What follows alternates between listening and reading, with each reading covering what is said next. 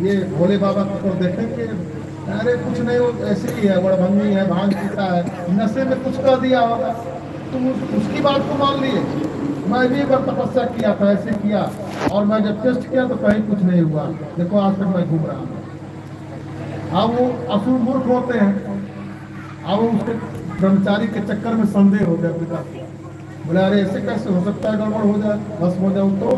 बोले थोड़ा सा लगा लो यहाँ, देखो थोड़ा सा, अगर थोड़ा सा गर्मी आएगी तो छोड़ देना, तुरंत जान जाना। हम तो देखे तो थोड़ा भी गर्मी नहीं आई, कुछ नहीं हुआ, तुमको भी ऐसा ही होने वाला है।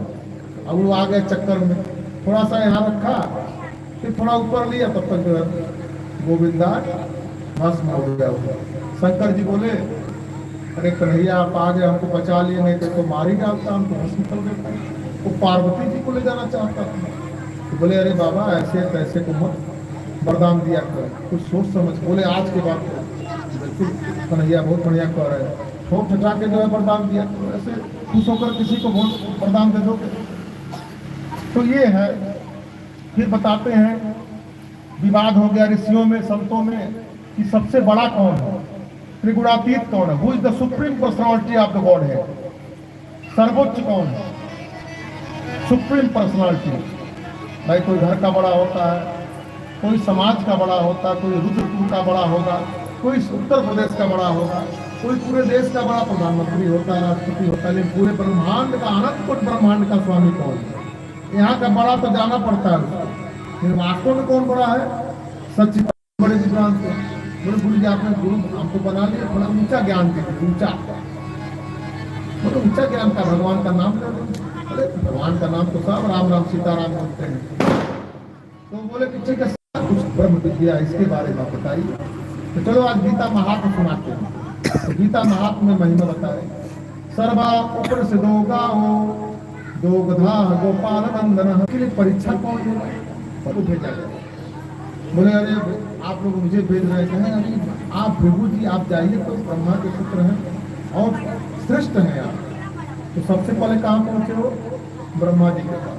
ब्रह्मा जी की सभा चल रही थी, ब्रह्मा जी के पुत्र हैं, बिना प्रणाम किए बैठ गए। तो बिना प्रणाम किए बैठे, तुरंत उठ के चला जाए। ब्रह्मा जी को बड़ा क्रोध आया, बोले अरे मूर्ख, तू मेरा पुत्र होकर के मैं प्रणाम कर रहा, अपने आप को बहुत विद्वान समझता है। बोले बस मैं चला, समझ गया। बोले पिताजी समझ गया, बाद में प्रणाम करेंगे, कुछ और बात करेंगे। उनका भृगु जी का कहना था, समझ गया आपके अंदर तो क्रोध है, विकार है, तब और क्या है, अहंकार है कि मैं बैठा हूँ प्रणाम नहीं किया।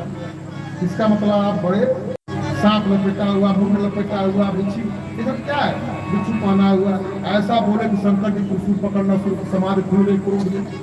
पार्वती जी लोग आप क्या कर रहे हैं, अरे वो आपका छोटा भाई है, आप मार देंगे इतने।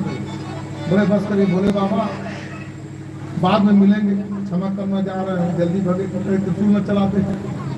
तो वहां से तुरंत एक झटके में पहुंचे कहाँ, बैकुंठ को। बैकुंठ लोक में जब जैसे ही गए, तुरंत एक लात नारायण को मारा, तुरंत देर नहीं की, छाती पर जो है लात मारे तो भगवान योग निद्रा में अवस्थित थे। लक्ष्मी जी पैर दबा रही थी, भगवान मंद मंद मुस्कुराते हुए अपने आंख को खोलते हैं, और खोलने के बाद क्या कहते हैं कि हे ब्राह्मण श्रेष्ठ, हे ब्रह्मर्षि श्रेष्ठ भृगु जी, मेरे वज्र जैसे छाती पर आपने अपने पैर का प्रहार किया, आपका पैर कितना कोमल है, कहीं आपके पैर में चोट तो नहीं लगा। अब तो भृगु जी का सारा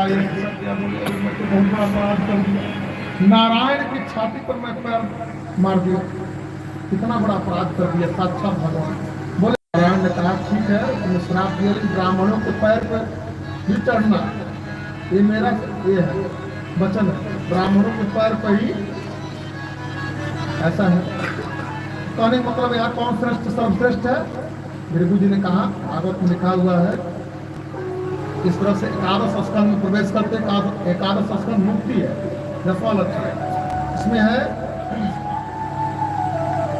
कि भगवान 56 कोट जदवंशी हो गए और पूरे ब्रह्मांड में इतना शक्तिशाली कोई नहीं था। साक्षात भगवान थे, प्रद्युम्न है, वहां पर जितने भी 56 करोड़ जदवंशी थे, सांब से लेकर के सारे जो है एक से एक महारथी रथी थे। बलराम जी तो थे ही, बलराम जी का वर्णन किया गया, बलराम जी 2 महीने